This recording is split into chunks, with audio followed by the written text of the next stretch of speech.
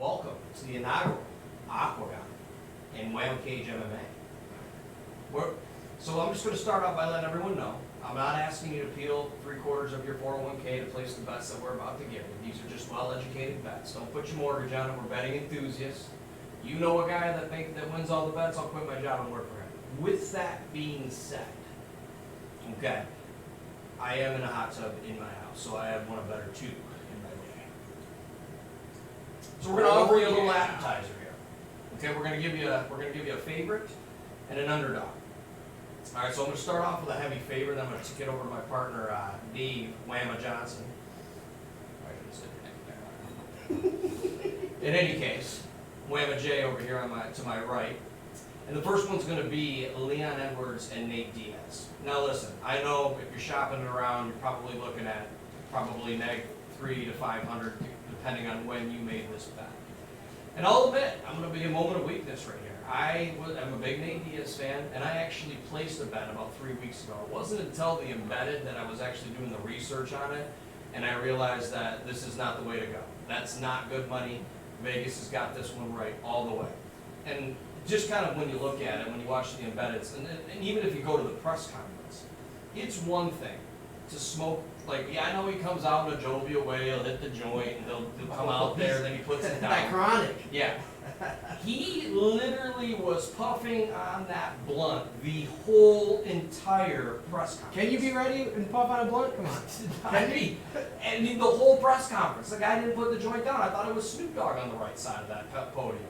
So with that being said, and in the embedded that didn't show any of the training, Leon Edwards looks like an absolute animal. And the other thing too, Nate Diaz's game is always to outlast people. It works with Conor. Didn't have a good gas tank. He'll outlast you, then he'll start taking those end of the rounds, or end of the match rounds. Now, how fast does he get cut open on his eyes again? All that scar tissue. That's another thing that's going to be in there. You know, Leon's going to be going. He's going to be laying the elbows. He's going to be laying into them. And at the end of the day, Leon has a gas tank. This isn't going to be the guy that's smoking the weed the whole press conference is going to get to outlast him for 5. I think they're going 5 rounds. 5 rounds, yeah. It's 5 rounds. First non-title, non-main event, 5-rounder. It's crazy. No, Leon did look really sharp against Muhammad and poked the shit out of his eye. Yeah. I mean, but before if he comes out looking like that again, it's going to be hard to stop that. Yeah, it really will be. Do you have any other takes on this one? Takes, oh, well, man, you know, we got that main event. That one's coming in really hot. You know, a style bender, what are you weighing at? 183.5, coming in light a little bit. There's a lot to unpack with that. You're 2 pounds under. After you just fought at 205. Correct. You just fought at 205, you go into a 185-pound fight, you're not at the limit. What's he walking into the cage at? What weight do you think he's going to be walking in? I mean, honestly, I would question if he's probably still in the 180s. He's got to be south of 190 walking around. I mean, if he weighed in 2 pounds under, he's probably not even cutting weight at that point. That's what I'm thinking. Is that his walk around weight? He just stepped on the scale? I mean, why would you cut an extra 1.5 pounds if you don't have to? And I'm going to offer you a little appetizer on this. Now, this is in no way, shape, or form. We are not associated with the UFC in any way. I don't have any insider information. I'm just thinking out loud, thinking about the boob. I'm thinking about where he was weighing in before. This is now 2 because he was pretty underweight. I mean, obviously he was fighting up a weight class. But he didn't hit the 205 when he weighed in. Correct. Right. I'm thinking that there's a little something on the weight angle on that one. Yeah, and maybe a USADA's been sniffing around. Woo. If they're sniffing, you can't be juicing. And here's what I'm going to say about the Italian, okay? I absolutely love this guy. I love this guy. He's got energy. There's a little thing in horse racing that happens. If you ever wondered why they circle the track first, like at the Kentucky Derby, there's a saying called the horse that shits. And what they're really looking for, why they do that, is they're looking for the most confident horse to bet on. And the horse that shits, in this case, in my opinion, if a horse shits, just for just a frame of reference, that means that that's a very confident horse. We have that right now with Marvin Vettori. This Italian, and I know what people are going to think. They're going to think, okay, Acosta, similar guy. He's not as big as Jan. But one thing that you can argue is Jan taught us the path to victory. When he was on the ground, he did not look comfortable at all. I don't think he did. No, he got that power double, and held him down. You don't think that Vettori's been studying that takedown all the time, practicing that takedown every day. That's his fight. He moves forward. He's going to get him up on that cage. He's going to grind him out. Now listen, Vegas, at the end of the day, those hotels aren't getting any smaller. So I'm with you. I think that they probably had it right. In fact, if I had to place it, I would actually put Stylebender as a favorite. But that's not where we're at right now. I'm giving you our dog pick. I think you're getting very good money on this. Anywhere from plus 167 to plus 200 in some circles, plus 220, depending on when you bet this fight. Here's the thing with this. If he takes him down, Marvin Vettori, that is his game, is the ground and pound. You might say he's not really that spectacular at anything.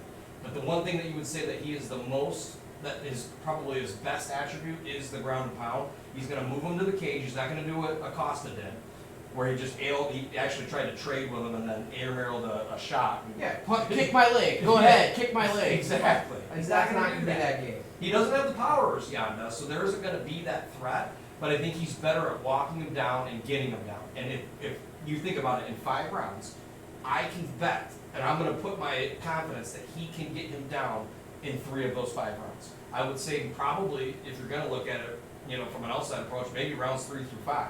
And when he does, I can't see Stylebender made the adjustments in this short period of time to get out, because he had nothing from the ground. Nothing. Nothing to offer. Now, they fought it before, 3 years ago?